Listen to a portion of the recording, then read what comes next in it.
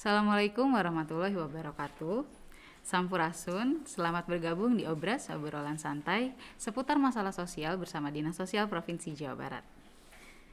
Sebuah program video podcast berisikan informasi seputar permasalahan sosial yang terjadi di wilayah Provinsi Jawa Barat serta kebijakan-kebijakan dan juga program-program untuk penanganannya. Dan pada episode perdana kita kali ini adalah mengenai bantuan sosial tunai yang merupakan salah satu program dari Kementerian Sosial untuk menanggulangi dampak yang diakibatkan dari pandemi COVID-19.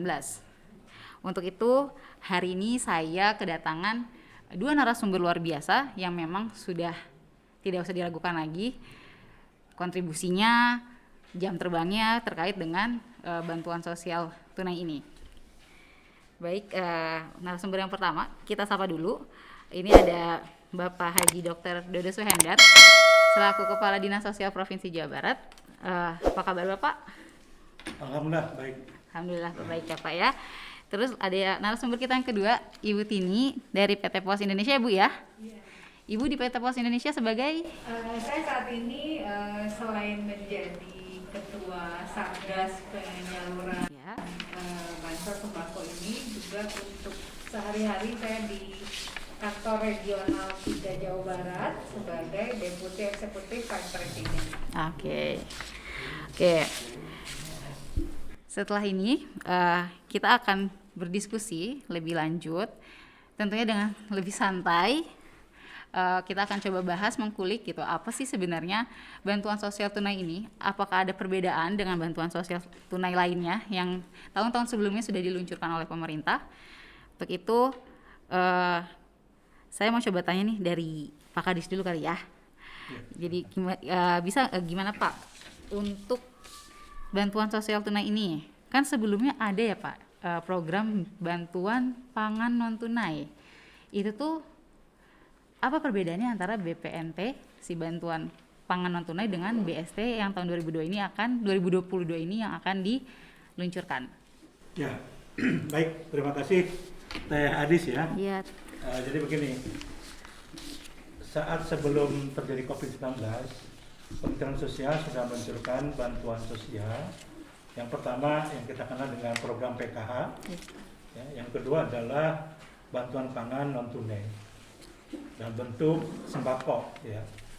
Nah, dengan adanya pandemi Covid ini, kemudian pemerintah juga menambah jenis bantuan yang disebut dengan bantuan sosial tunai, disingkat BST, bahkan termasuk bantuan beras. Nah, dalam perjalanannya tahun kemarin itu dinamika di dalam penyaluran terjadi di lapangan. Dan saat ini tuh tahun ini Kementerian Sosial itu merubah dari BPNT yang tadinya bantuannya berupa sembako, nah sekarang dialihkan menjadi bantuan tunai ya, seperti yang saat kemarin tahun 2021, jadi berupa uang cash langsung pada keluarga penerima. Oke. Nah, tentu saja ini berbeda, dan dari berbagai aspeknya juga akan tentu sangat berbeda, dan diharapkan ya ini bisa lebih lancar. Oke, berarti pada dasarnya sebenarnya BST ini apakah menggantikan BPNT, Pak? Ya, dari aspek jenis bantuannya itu sama fungsinya untuk kebutuhan pokok. Cuma bedanya kalau yang dulu itu uang dari pemerintah itu masuk ke rekening penerima manfaat, kemudian mereka belanja ya ke warung terdekat. Oh, toko-tokonya Ya, sudah jadi uangnya tidak diterima. Oh, iya. Yang diterima adalah langsung barang seharga 200.000. Saldo yang ya, ada di per e-walletnya bulan. itu. Oh iya. Nah, kalau sekarang itu langsung dari pemerintah dalam ini Kemensos lewat penyaluran nanti bantuan sosial lewat PT Pos itu langsung kepada KPM masing-masing. Jadi langsung pegang uang, gitu kan. Baru dia belanjakan. Itu bebas Nah, itu Pak, bisa belanjain apa aja? Ya, belanjanya adalah kebutuhan pokok. Harus Kayak kebutuhan beras, pokok. ya untuk kebutuhan pokok beras, lauk pauk, sayuran, buah-buahan. Jadi ya nggak boleh untuk yang rokok, Kayak beli dan pulsa sebagainya. gitu, nggak boleh? Ya nggak boleh. Ya itu. Jadi Kan kita keperluan arah PPKM, Pak. yang kebutuhan pokok. Oke. Lalu kalau seperti itu Pak, kenapa sih sebenarnya dasar apa yang membuat akhirnya pemerintah merubah BPNT menjadi BST? Apakah selama ini BPNT dinilai tidak efektif atau salah sasaran atau bagaimana Pak? Ya, memang dinamika di lapangan bermacam-macam ya, sesuai dengan lokasi. Ada yang lokasi warungnya jauh ya dari penduduk yang mau ngambil itu mungkin perlu ongkos cukup mahal. Ada juga kualitas barangnya itu mungkin kurang bagus. Atau juga harganya ketinggian dibandingkan tempat yang lain. Nah, ada juga yang mungkin karena paket barangnya itu tuh keneh gitu kan, jadi mungkin merasa bosan. Saya kemarin waktu di Bekasi ada ibu-ibu yang mengatakan, aduh Bapak jangan dikasih teri lagi ya. Nah, jadi itu yang salah satunya akhirnya dengan uang ini kan mereka bisa memilih begitu ya. Jadi dasarnya dengan adanya permasalahan-permasalahan dalam penyampaian ke lapangan, maka Kemensos lebih mengambil kebijakan yang tadinya sembako menjadi uang langsung. Oke, ya. berarti ada unsur kebebasan bagi penerima manfaat untuk Ya, belanjain betul. apa selama itu memang dibelanjakan untuk hal-hal yang pokok. Ya. Oke, Pak, kalau kayak gitu.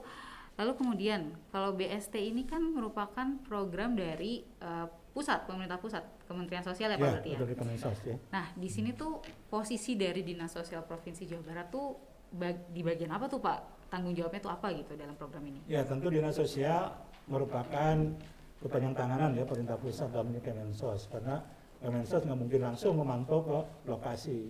Nah, dalam hal ini Dinas Sosial Provinsi ya itu melakukan suatu kolaborasi dengan PT Pos, dengan Dinas Sosial Kabupaten Kota, termasuk para pilar-pilar sosial di lapangan supaya mensukseskan ya program penyaluran bansos ini sehingga bisa tepat sasaran, efektif dan efisien. Jadi kita ikut memfasilitasi, ikut monitor. Itu yang merupakan peran dari Dinas Sosial Provinsi Jawa Barat. Oke. Ya. Berarti memang titik berat dari tugas Dinas Sosial Provinsi itu adalah mengkoordinir Dan monitor ya, ikut monitor. kota kabupaten dalam penyaluran. Bukan kabupaten kotanya, itu kan mendorong dinas sosialnya. Nah, melihat itu yang melaksanakan PT Pos. Nah, sejauh mana apakah dari ini sudah lancar, yang ini sudah atau belum gitu kan, yang belum, nah apa permasalahannya jadi dikomunikasikan. Termasuk dalam persiapan kan kita adakan rapat koordinasi dengan PT Pos ya dengan kawan-kawan dinas sosial kabupaten kota. Gitu, ya. Lalu untuk sasaran BST ini sendiri Pak, siapa sih sebenarnya yang berhak menerima bantuan sosial tunai ini? Ya, sesuai dengan tadi sasaran dari BPNT ya, bantuan sosial non tunai, bantuan pangan non tunai, itu adalah mereka yang ada di dalam DTKS, data terpadu kesejahteraan sosial yang selama ini memang menerima BPNT. Jadi yang tadinya di dalam data penerima BPNT itu sekarang menjadi penerima BST. Gitu. Oke, berarti berubah ya Pak ya jenis si bantuannya nih dari dulunya BPNT jadi BST nih. Ya, sasarannya yang dari BPNT, kemudian yang beda itu tadinya sembako sekarang jadi uang, gitu kan? Jadi sasarannya yang BPNT tadi. Siap Pak. Terus nih Pak, kalau masyarakat Jawa Barat sendiri nih bisa mulai menikmati manfaat dari BST itu mulai kapan Pak? Ya, sesuai dengan surat edaran ya dari Kementerian Sosial. Bahwa untuk BST mulai tahun 2022 ya, tahun ini. Berarti. Dan itu dibayarkan untuk bulan Januari, Februari dan Maret. Nah, masing-masing 200.000. Jadi untuk sekali tahap pertama ini masing-masing KPM menerima 600.000. Oh, berarti gitu. dirapel. Ya, karena pemberiannya per triwulan, tidak tiap bulan. Nah, jatahnya per bulan 200. Jadi ketika 3 bulan itu sekali menerimanya 600. Nah, alhamdulillah kan 600 ya bagi mereka tentunya sangat membantu. Untuk semakin menggali informasi mengenai BST tahun 2022 ini, kita coba akan ngobrol secara langsung dengan Ibu Tini, perwakilan dari PT Pos Indonesia Regional Bandung ya Bu? Regional 3 Jawa Barat. Regional 3 Jawa Barat. Iya. Nah, ada beberapa pertanyaan Ibu yang sudah disiapkan sebenarnya. Dalam program BST ini sebenarnya PT Pos ditunjuk sebagai lembaga penyalur ya Bu ya? Iya, betul. Sebagai lembaga penyalur, dengan berapa tuh Bu total jumlah masyarakat yang nantinya akan menerima bantuan BST ini? Informasi awal, PT Pos Indonesia akan menyalurkan ke kurang lebih 18,8 juta KPM nasional. Saat ini kami baru menerima alokasi itu 2, alokasi 1 dan alokasi 2, alokasi 3 penyusul. Alokasi 1, alokasi 2 kalau di total itu jumlahnya udah kurang lebih 16,5 juta. Jadi kita sedang menunggu alokasi 3 sehingga total yang akan disalurkan secara nasional itu 18,8 juta KPM. Itu nasional ya Bu cakupannya? Iya. Berarti kalau Jawa Barat sendiri? Kalau Jawa Barat di alokasi pertama kita dialokasikan 1,8 juta KPM. Alokasi 2 juga di angka 1,8 juta. Jadi saat ini Jawa Barat berkewajiban untuk menyalurkan di angka 3,6 juta KPM. Dalam 1 tahun, di tahun 2022 ini? Iya, tetapi ini kan kita baru dapat pekerjaannya untuk triwulan 1 ya. Iya. Oke, siap Bu. Kalau gitu sebenarnya mekanisme penyaluran yang disiapkan oleh PT Pos sendiri itu seperti apa ya Bu? Sesuai dengan keputusan dari Kemensos, ada 3 cara penyaluran yang kami lakukan. Yang pertama, pengantaran langsung ke rumah-rumah KPM. Yang kedua, kita membayarkan ke komunitas. Komunitasnya bisa diatur oleh Pemda atau RT, RW atau desa setempat.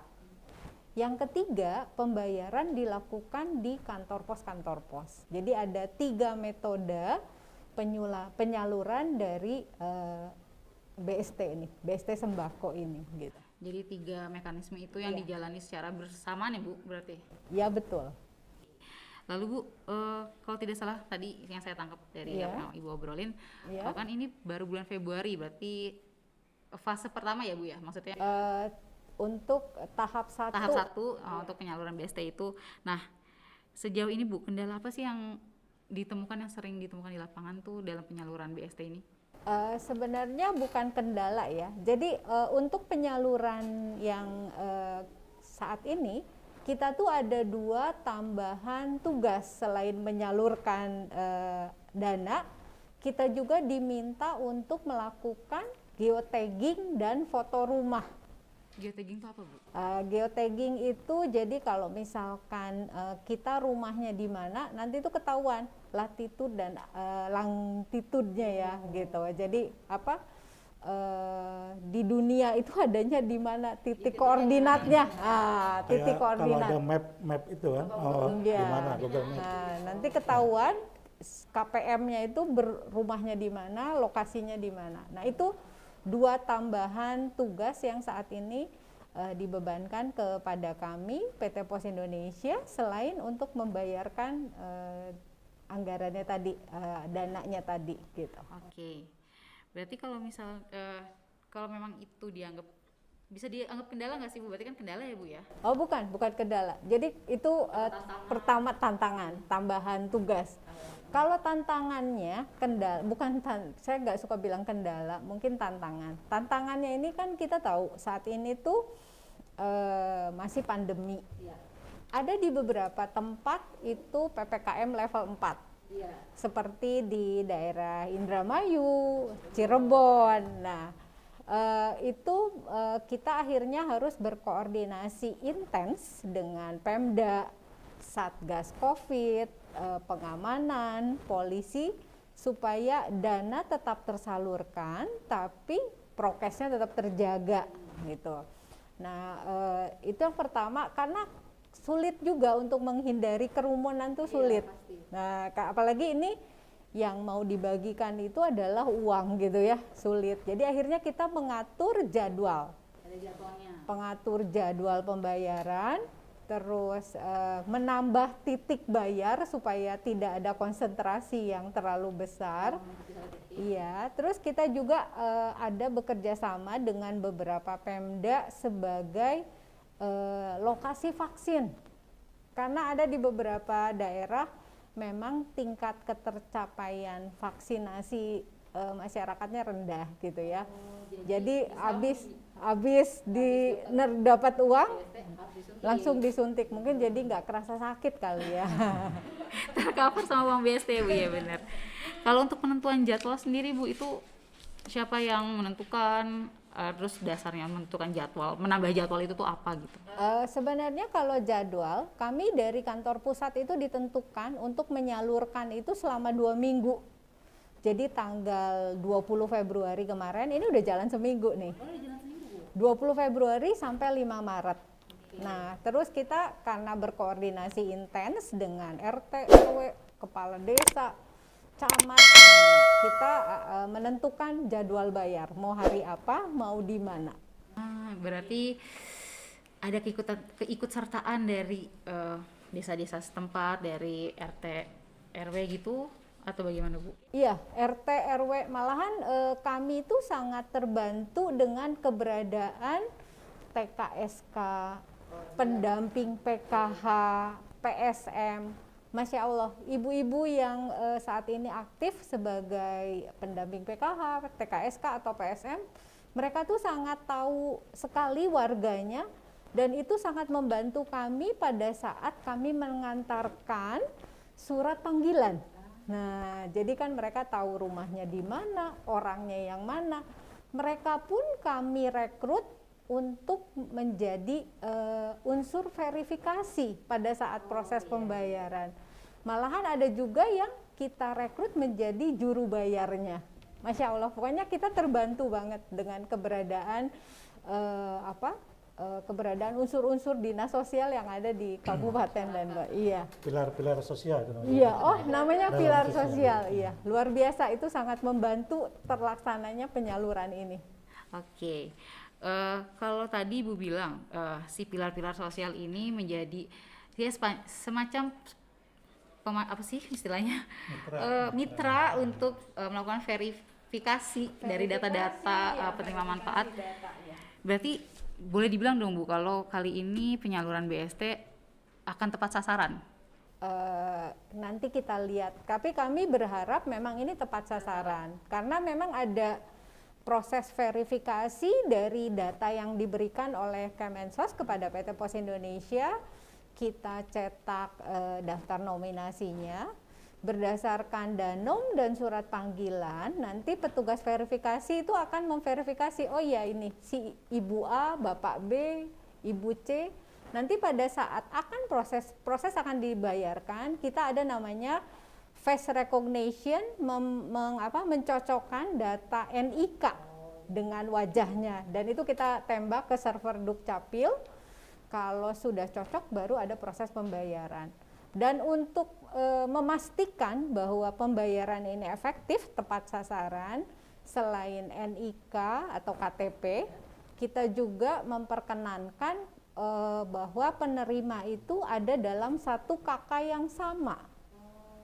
Jadi memang kita menghindari pembayaran ke orang yang salah karena ada beberapa proses yang harus dilalui. Insya Allah bahwa uang yang disalurkan atau dana yang disalurkan memang benar-benar ke si KPM-nya gitu. Siap, Bu.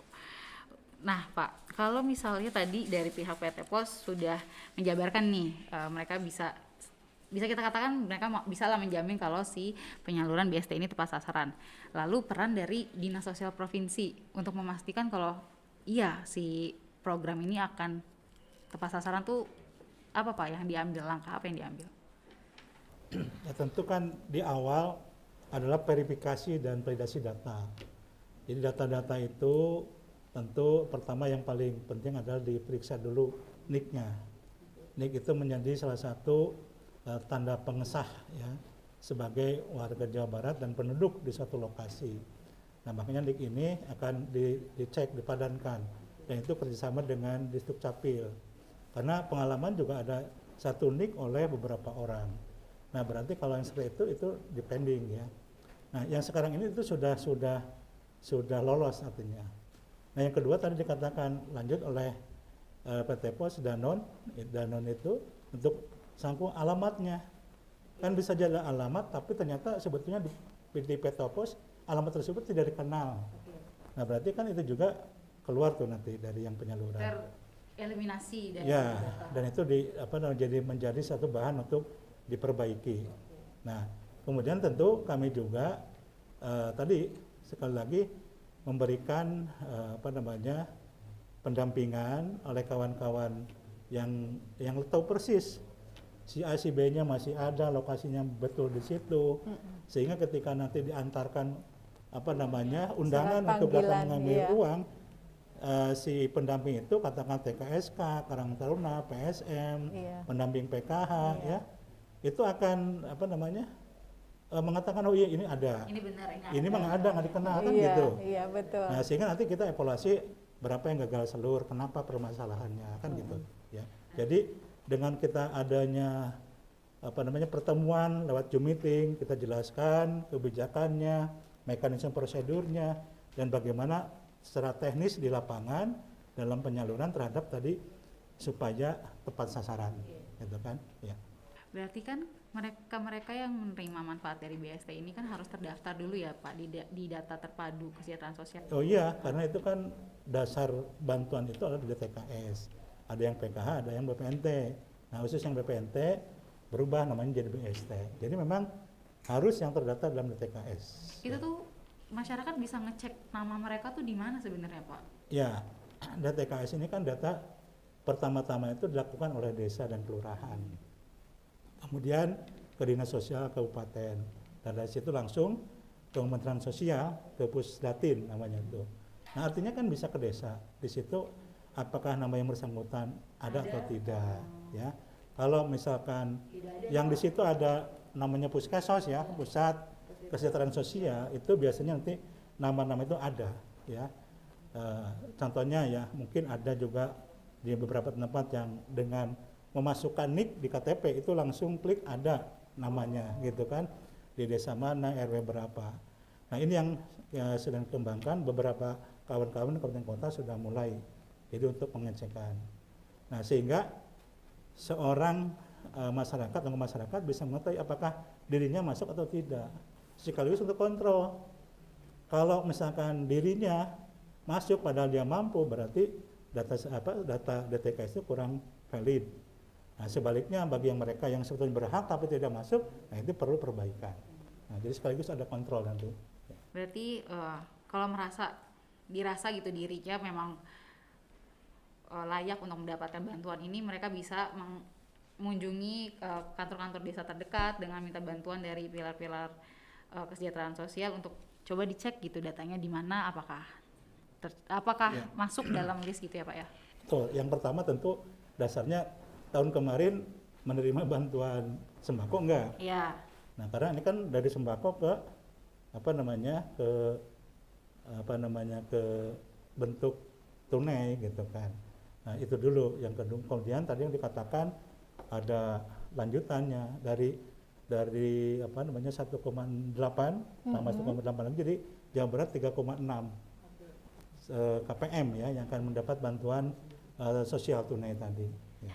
Dan jika dicek nih ternyata memang nama saya tidak terdaftar gitu, saya harus melakukan apa Pak? Langkah apa yang harus saya tempuh untuk mendaftarkan diri saya gitu? Ya pertama kan harus dia melaporkan ke desa, karena yang melakukan pendataan itu kan desa. Apakah yang bersangkutan termasuk kriteria yang masuk dalam DTKS atau tidak? Nah tentu bisa saja karena mungkin waktu pendataan dulu itu yang bersangkutan belum ada di lokasi, sekarang ternyata pindah dan memang dia tidak mampu, silahkan tentunya ke desa terdekat ya. Karena itu yang kabupaten, Kemensos, dan provinsi tahu dari Kemensos itu berdasarkan usulan data dari desa dan kelurahan. Dari yang paling dekat dengan masyarakat. Ya betul kan. Nah cuma kalau bingung ya datangi tadi ada pilar sosial tadi, ada TKSK, pendamping TKSK di kecamatan ya. Yang di desa itu pendamping PKH, ada pekerja sosial masyarakat, ada Karang Taruna. Ya. Mungkin bisa dibantu seperti itu. Jadi nggak usah ragu, nggak usah malu kalau memang ngerasa butuh, silakan hubungi pilar-pilar. Bukannya butuh tapi Soalnya masuk gini loh, kriteria enggak gitu. kan Kalau kadang butuh Kalau butuh semua pasti butuh. Ya Iya. kan nanti mungkin bisa diverifikasi oleh pihak-pihak yang lebih berwenang gitu Pak. Iya, artinya kan ada petugas. Cuma kalau semua orang itu merasa butuh pasti butuh. Iya, Nah, dilihat aja dulu kriteria-kriterianya. Misalkan gitu. ya yang disebut dengan miskin tadi gitu kan. Ya mungkin lihat di masyarakat tahu lah rumahnya seperti apa, terus dari tampilan dan mungkin konsumsi materi makanannya, pakaiannya itu bisa seperti itu ya.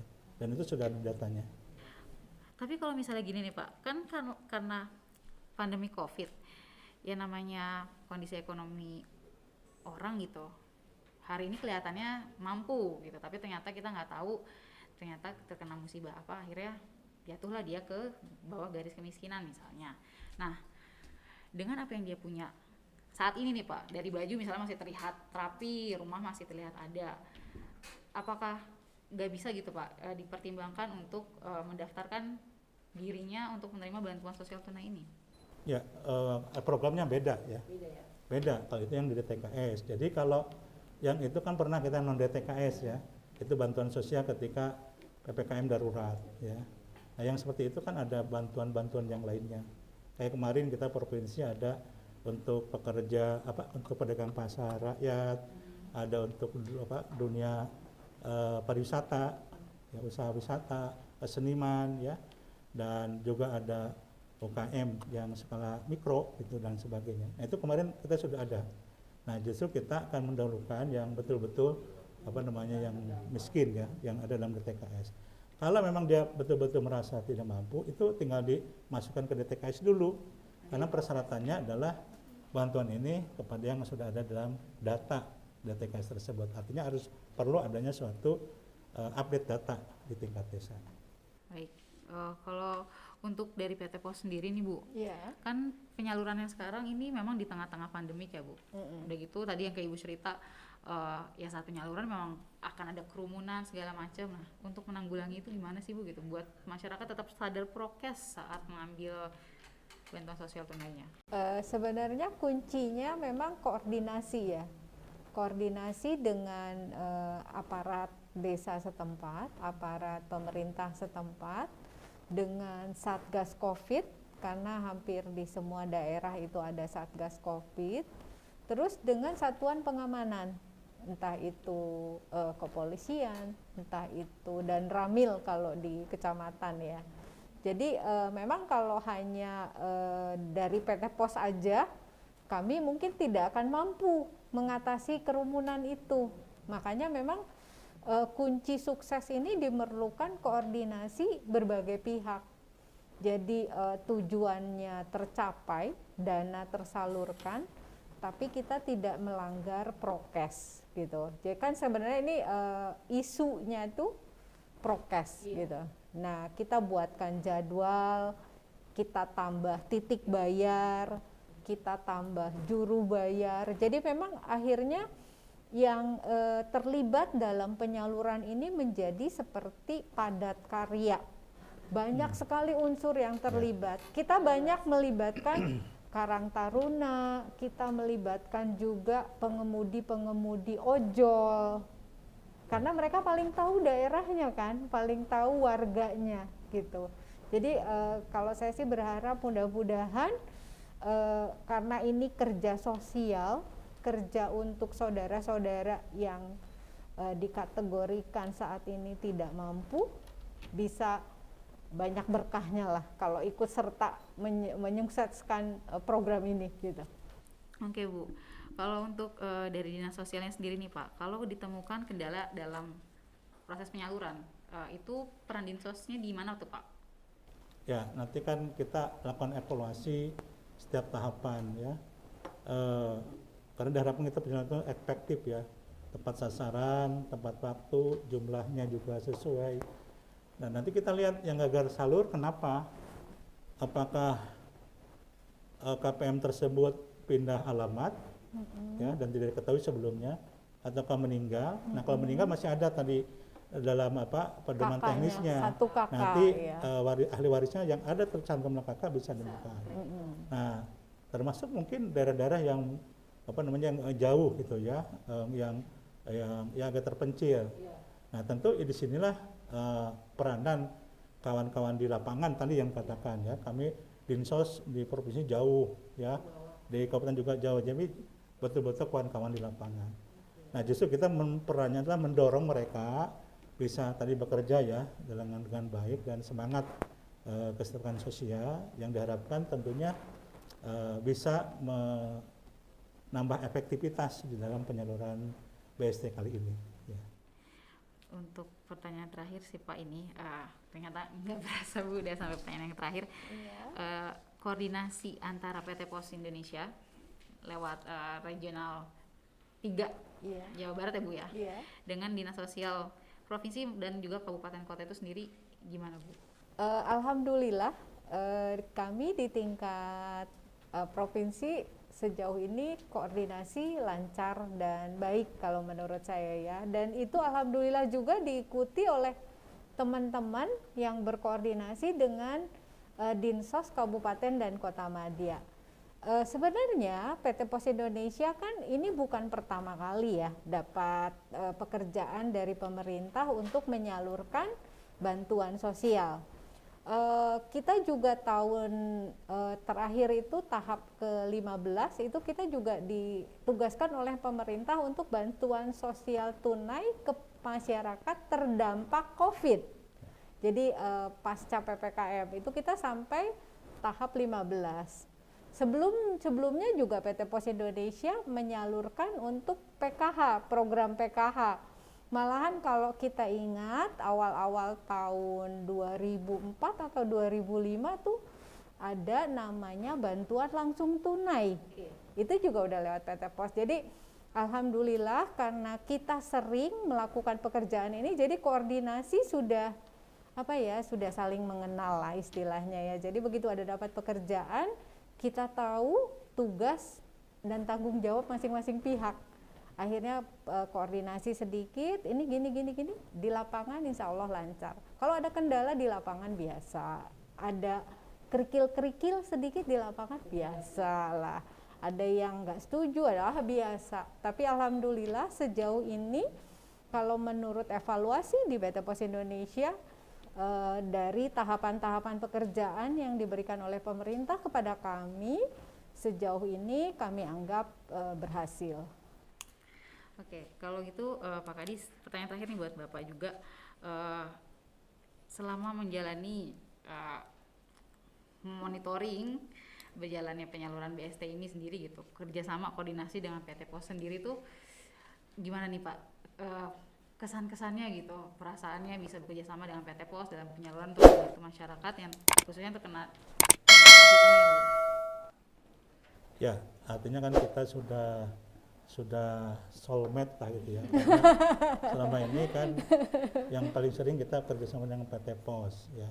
Di samping kemarin yang dana provinsi dengan Bank Jabar ya. Nah dengan PT Pos ini kita sudah tahu celah masing-masing ya. Tinggal barangkali kita bagaimana mengingatkan kembali kawan-kawan. Makanya kita di tahap awal itu kita adakan rapat koordinasi untuk sosialisasi. Di situ timbul tanya jawab sehingga mereka paham di lapangan, karena implementasi dari kebijakan ini tergantung bagaimana sosialisasi, bagaimana komunikasi dan koordinasi. Iya, nah, kawan-kawan di lapangan juga tentu dibantu tadi dengan dengan relawan sosial atau pelaku sosial, dan mereka juga ikut sertakan. Nah, kemudian ada istilahnya forum lah, WA group sekarang kan gitu kan. Nah, di situ kalau ada permasalahan, ada tanya jawab itu biasanya langsung muncul dan kemudian segera ditangani ya. Kalau yang satu mungkin paham, yang satu kurang, bertanya sesamanya.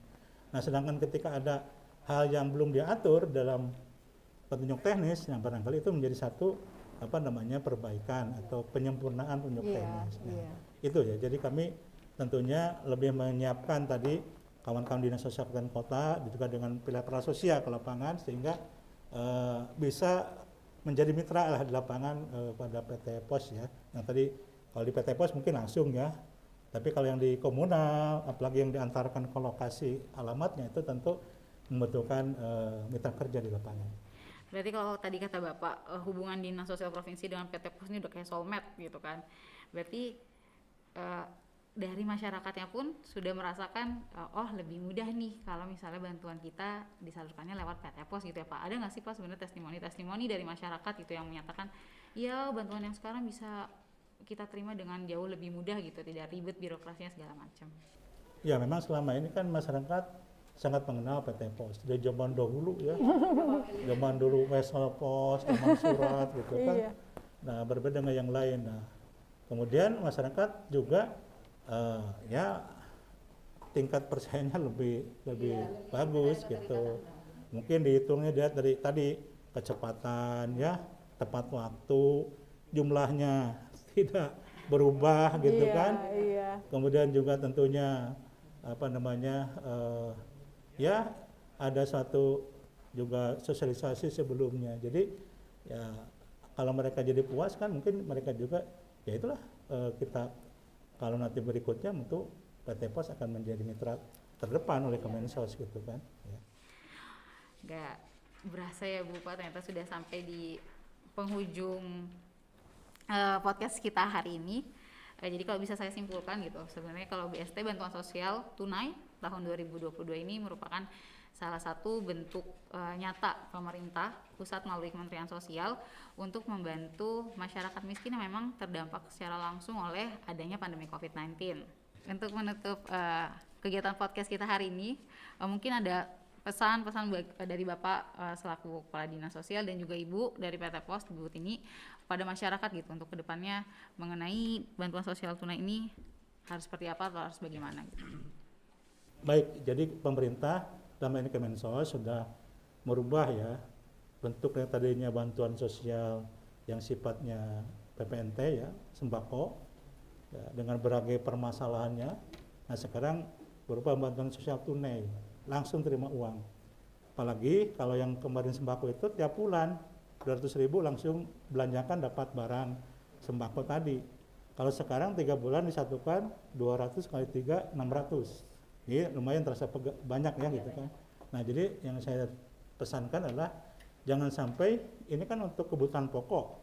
Jangan sampai uang ini digunakan pada yang lain. Nanti diminta suaminya untuk beli rokok ya, beli pulsa dan sebagainya. Untuk makan malah enggak, nanti ngutang lagi untuk beli beras. Nah ini jadi nanti kami juga mohon kepada masyarakat, tokoh agama, pilar sosial ikut memantau.